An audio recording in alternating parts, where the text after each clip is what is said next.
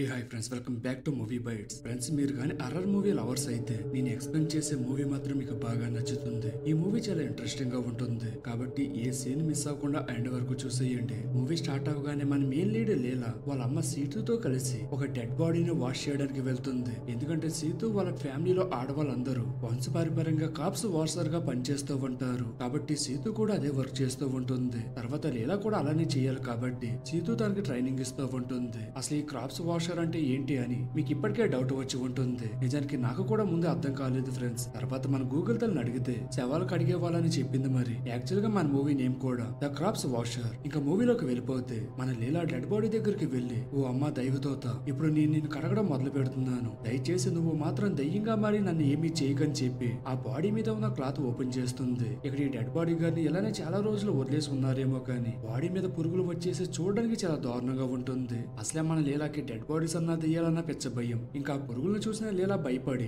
అక్కడి నుంచి దూరంగా వెళ్ళిపోతుంది. దాంతో వాళ్ళ అమ్మ లీలాని కూల్ చేసి తనకి బాడీని ఎలా వాష్ చేయాలని చూపెడుతూ ఉంటుంది. ఇప్పుడు లీలా వాళ్ళ అమ్మతో మాట్లాడుతూ, ఈ శవం చూడడానికి చాలా ఘోరంగా ఉంది, నేను క్లీన్ చేయనని చెప్పి అక్కడి నుంచి వెళ్ళిపోవడానికి ట్రై చేస్తుంది. కానీ సీతు మాత్రం తను ఆపుతూ, మనం బ్రతికి ఉన్న వాళ్ళని కన్నా చనిపోయిన వాళ్ళని ఎక్కువగా గౌరవంగా చూడాలని చెప్పి చెబుతూ ఉండగా అక్కడ ఉన్న డెడ్ బాడీ ఒక్కసారిగా కళ్ళు తెరుస్తుంది. ఇదేంట్రా బాబు, డెడ్ బాడీ కళ్ళు తెరిచిందని చెప్పి మనమైతే షాక్ లోకి వెళ్లే లోపే ఈ సీన్ కట్ అయిపోతుంది. నెక్స్ట్ సీన్ ఒక విలేజ్ లో స్టార్ట్ అవుతుంది. ఇక్కడ మసీద్ లో ఒక ముస్లిం అనౌన్స్మెంట్ చేస్తూ, ఊర్లో ఏడా అనే లేడీ వాళ్ళ అబ్బాయి ఫంక్షన్ జరుగుతుంది కాబట్టి అందరూ అక్కడికి వెళ్ళండి అని చెబుతూ ఉంటాడు. దాంట్లో విలేజ్ లో ఉన్న వాళ్ళంతా ఆ ఫంక్షన్ కి అటెండ్ అవుతారు. ఇక్కడే మనకి సీతు తన ఫ్రెండ్స్ అనా, టీటు ఇంకా టెర్రీలు కనిపిస్తారు. ఈడా కూడా వీళ్ళ బ్యాచ్ మెంబరే. ఇంకా తెలిసిందే కదా, ఈ లేడీస్ గ్యాంగ్ అంతా ఒక దగ్గరికి చేరాలంటే ఏదో ఒక మీటింగ్ పెడుతూనే ఉంటారు. అలా వీళ్ళంతా కలిసి తమ పిల్లల గురించి మాట్లాడుకుంటూ ఉంటారు. అదేంటో గాని విచిత్రంగా వీళ్ళ 5 ఫ్రెండ్స్ లో ఎవరికి కూడా హస్బెండ్స్ ఉండరు, కానీ పిల్లలు ఉంటారు. నాకు తెలుసు నేను ఈ సీన్ చెప్పగానే మీరు ఎక్కడికో వెళ్ళిపోయి ఉంటారని, కానీ అక్కడ వరకు వెళ్ళకండి ఫ్రెండ్స్. వీళ్ళ 5 హస్బెండ్స్ ఉన్నారు కానీ వీళ్ళతో కలిసి లేరంతే.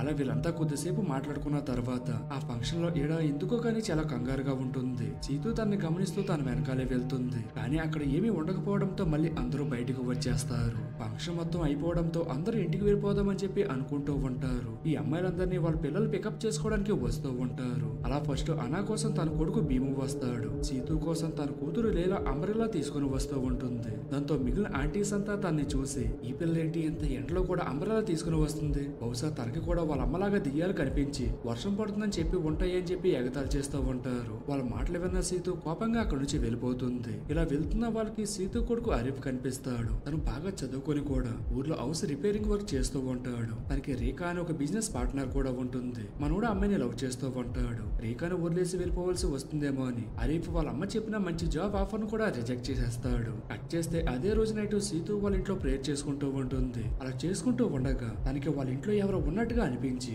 ఇల్లు మొత్తం చూస్తూ ఉంటుంది. కానీ ఎవరూ కనిపించరు. సరేలే ఇదంతా తన భ్రమ అనుకోని మళ్ళా ప్రేయర్ చేసుకోవడం స్టార్ట్ చేస్తుంది. అదే టైం కి తన వెనకాలే ఒక దెయ్యం తనతో పాటు ప్రేయర్ చేస్తూ ఉంటుంది. ఆ దెయ్యం ఎవరో కాదు, మన ఈడానే. తనని చూసిన సీతు కొంచెం కూడా భయపడకుండా ఇలా నార్మల్ గా ఉంటుంది. అదే మనలాంటి వాళ్ళైతే అక్కడే హార్ట్ అటాక్ వచ్చి పోతాం ఫ్రెండ్స్. సీతు ఆ దెయ్యాన్ని పట్టించుకోకుండా తన పని తను చేసుకుంటుంది. కొద్దిసేపటికి దెయ్యం కూడా అక్కడి నుంచి వెళ్ళిపోతుంది. మన లీలా అక్కడికి వచ్చి వాళ్ళ అమ్మతో బయటికి వెళ్తున్నా అని చెబుతుంది. నిజానికి లీలాకి డెడ్ బాడీస్ కడగడం అంటే ఇష్టం లేక మేకప్ ఆర్టిస్ట్ గా ట్రై చేద్దామని దానికి సంబంధించిన కోర్స్ నేర్చుకుంటూ ఉంటుంది. ఇప్పుడు తన ఆ పని మీద బయటికి వెళ్ళాలని అనుకుంటుంది. కానీ సీతుకి అది ఇష్టం లేక, నీకు నాలాగా ఉండడం ఇష్టం లేదు కదా అని చాలా ఎమోషనల్ గా ఫీల్ అవుతుంది. దాంతో లీలా తన ప్లాన్ అంతా క్యాన్సిల్ చేసుకొని కోపంగా ఇంట్లో గిన్నెలు తోముకుంటూ ఉంటుంది. ఇప్పుడు సీతు తనతో మాట్లాడుతూ, నిన్ను ఆపాలని చెప్పి అనుకోవడం లేదు, కానీ మనం చేసే పని ఇంకెవరూ చేయలేరు, నువ్వు దాన్ని ముందుకు తీసుకుని వెళ్లాలని చెబుతుంది. కానీ లీలా మాత్రం నాకు అలా చేయడం ఇష్టం లేదు. నా అన్నయ్య అరీఫ్ వాడికి ఇష్టం వచ్చిన పని చేసుకుంటున్నాడు, కానీ నేనెందుకు నా లైఫ్ లో ఓన్ డిసిషన్ తీసుకోకూడదని చెప్పి బాధపడుతుంది. అలా వీళ్ళిద్దరు కొద్దిసేపు మాట్లాడుకున్న తర్వాత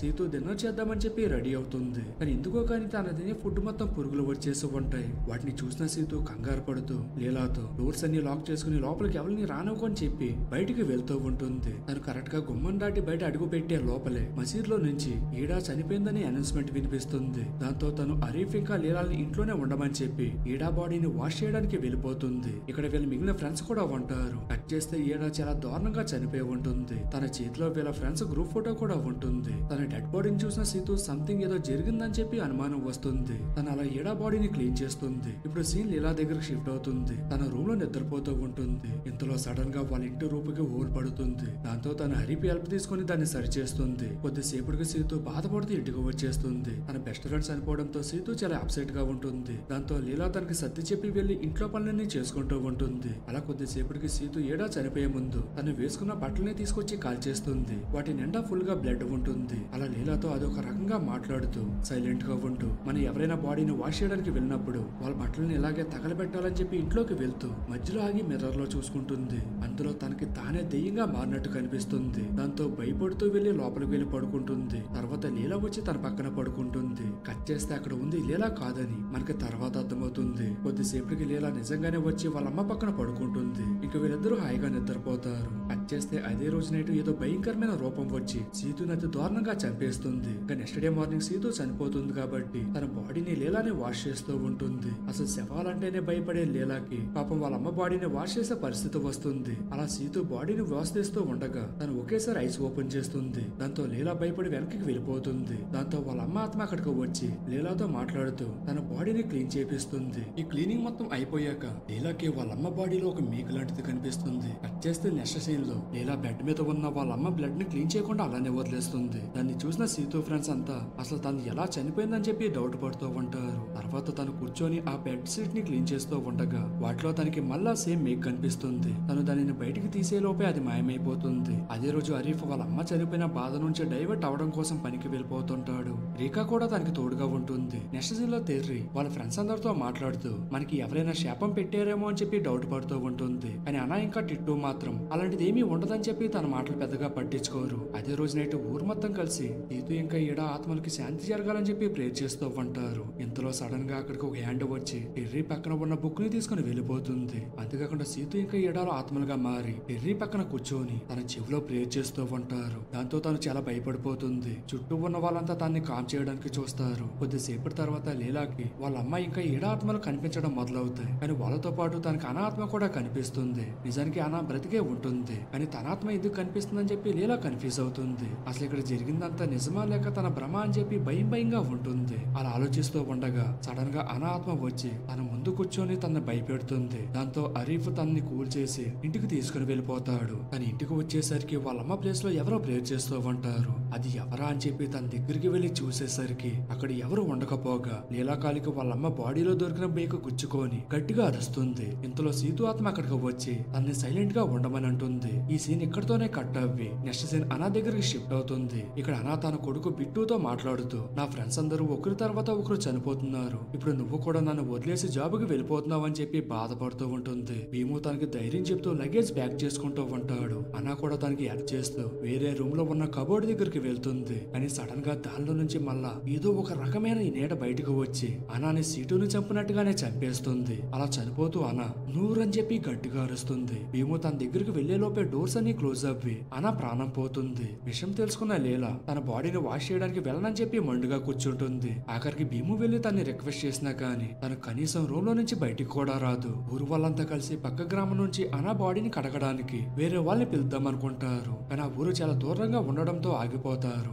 ఇంతలో అక్కడికి ఇన్స్పెక్టర్ ఖాళీ వచ్చి అనా అనుమానాస్పదంగా చనిపోయిందని తన బాడీని పోస్ట్ మార్టం కి తీసుకెళ్తానని చెప్పి అడుగుతాడు. కానీ భీము అందుకు ఒప్పుకోడు. ఇప్పుడు సీన్ మళ్ళా లీలా దగ్గరికి షిఫ్ట్ అవుతుంది. తను నిద్రపోతూ ఉండగా అనాత్మ తన దగ్గరికి వచ్చి లీలా నాకు సహాయం చేయని చెప్పి ఏడుస్తుంది. దాంతో లీలా భయపడి బయటకు వచ్చేస్తుంది. ఇంతలో హరీఫ్ అక్కడికి వచ్చి అనా మన అమ్మలాగానే రక్తం కక్కుకొని చనిపోయిందంట. భీము వాళ్ళంతా కలిసి నీ కోసం ఎదురు చూస్తున్నారు. ఇన్స్పెక్టర్ ఖాళీ కూడా అక్కడే ఉన్నారు. ఆయన అనా బాడీని పోస్ట్ మార్టం చేయాలనుకుంటున్నారు. కానీ భీము అందుకు ఒప్పుకోలేదని చెప్పి జరిగిందంతా తనకి చెబుతాడు. హరీఫ్ మాటలు విన్న లీలా అనా ఎలా చనిపోయిందని చెప్పి తెలుసుకోవడానికి అనా వాళ్ళ ఇంటికి స్టార్ట్ అవుతుంది. అలా అక్కడికి వెళ్లి అనా బాడీని వాష్ చేయడం మొదలు పెడుతుంది. అలా చేస్తున్నంత సేపు అనా బాడీ మూవ్ అవుతూనే ఉంటుంది. లీలా సీతు బాడీలో ఉన్నట్టుగానే అనా బాడీలో కూడా ఏమైనా మేకలు ఉన్నాయని చెప్పి వెతుకుతూ ఉంటుంది. కానీ ఎక్కడ ఏమీ కనిపించకపోవడంతో వాష్ చేయడం కంటిన్యూ చేస్తుంది. ఇంతలో ఒక్కసారిగా అనా బాడీ పైకి లేచి తన పొట్ట మీద తడుతూ ఉంటుంది. దాంతో లీలా అక్కడ ఏముందా అని చూసేసరికి ఆ మేకు తన పొట్టలో గుచ్చుకుని ఉంటుంది. లీలా దాన్ని మెల్లిగా బయటకు తీస్తుంది. దాంతో అనా బాడీ ఐస్ ఓపెన్ చేస్తుంది.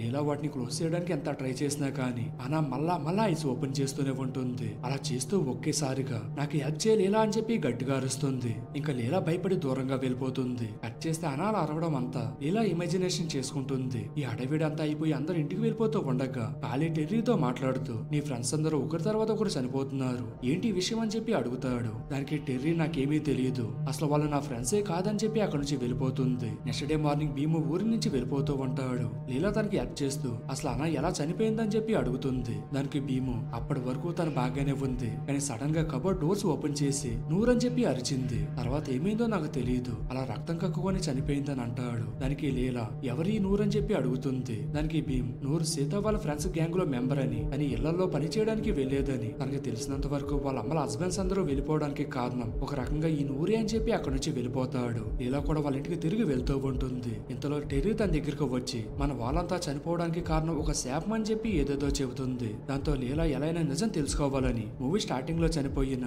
ఈడా బాడీని తవ్వి బయటికి తీసి దాన్ని చెక్ చేస్తే తన బాడీలో కూడా వాళ్ళ అమ్మాయి ఇంకా అనా బాడీలో దొరికిన మేకు కనిపిస్తుంది. తను దానిని బయటికి తీయగానే తన చుట్టూ చాలా దెయ్యాలు రౌండ్ అప్ చేసేస్తాయి. మూవీ మొత్తంలో ఈ సీన్ చూడడానికి చాలా ఘోరంగా ఉంటుంది ఫ్రెండ్స్, కానీ అక్కడ జరిగిందంతా నిజం కాదు. లీలా అదంతా ఇమేజిన్ చేసుకుంటూ అక్కడ నుంచి ఫాస్ట్ గా వెళ్ళిపోతుంది. నెక్స్ట్ డే మార్నింగ్ మసీద్ మైక్ లో ఎవరో ఈడా సమాధిని డిస్టర్బ్ చేశారని చెప్పి చెబుతూ ఉంటారు. ఇంకొక పక్క లీలా నూరు గురించి తెలుసుకోవడానికి టీటూ దగ్గరికి వెళ్లి డీటెయిల్స్ అడుగుతుంది. టీటూ దానికి సమాధానం చెప్పడం స్టార్ట్ చేసిన వెంటనే తనని తాను గోర్లతో రక్కేసుకుంటుంది. కట్ చేస్తే ఇది కూడా లీలా భ్రమే. ఇంకా వెనకాల నుంచి ఈసారి నిజంగానే టీటూ వచ్చి ఏమైందని అడుగుతుంది. దానికి లీలా నీకు నూరెవరో తెలుసా అని అడిగితే టీటూ కూడా భీము చెప్పిందే చెబుతూ తను మా హస్బెండ్స్ అందరినీ వలలో వేసుకొని వాళ్ళని మాకు కాకుండా చేసిందంటూ అక్కడ నుంచి వెళ్ళిపోతుంది. ఇంకా లీలా కూడా ఇంటికి వచ్చేస్తుంది. ఇక్కడ హరీఫ్ కి ఈడా సమాధి దగ్గరికి వెళ్ళింది లీలా అని చెప్పి అర్థమవ్వి తన మీద కోప్పడతాడు. దాంతో లీలా జరిగిందంతా తనకి చెబుతూ ఉంటుంది. ఇదంతా టెర్రీ చాటుగా వినేస్తుంది. నెక్స్ట్ సీన్ లో టెర్రీ ఒక బేకరీ రన్ చేస్తూ ఉంటుంది. తను అక్కడికి వచ్చిన వాళ్ళందరికీ నూరు శాపం వల్లే వాళ్ళ ఫ్రెండ్స్ అందరూ ఒకరి తర్వాత ఒకరు చనిపోతున్నారని చెప్పి చెబుతూ ఉంటుంది. తెలిసిందే కదా ఫ్రెండ్స్, ఆడవాళ్ళకి ఏదైనా విషయం తెలిస్తే ఊరు మొత్తం చాటుకు వేసేస్తారు. అలా ఈ విషయం రేఖ దాకా వెళ్తుంది. వాళ్ళ మాటలు విన్న రేఖ